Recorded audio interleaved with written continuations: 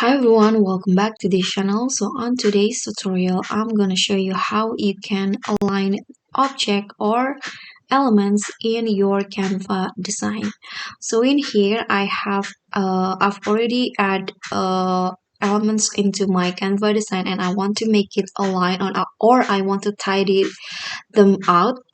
So what you guys need to do is just block the element or select the elements that you want to align, and then click on the positions at the top, and in here in the space evenly click on tidy up.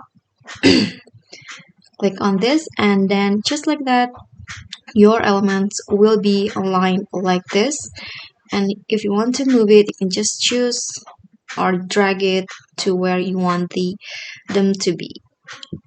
Okay, so that's all from me. I hope this tutorial will be helpful. Thank you so much for watching. Please don't forget to click like, thanks, comment, and also subscribe. Bye.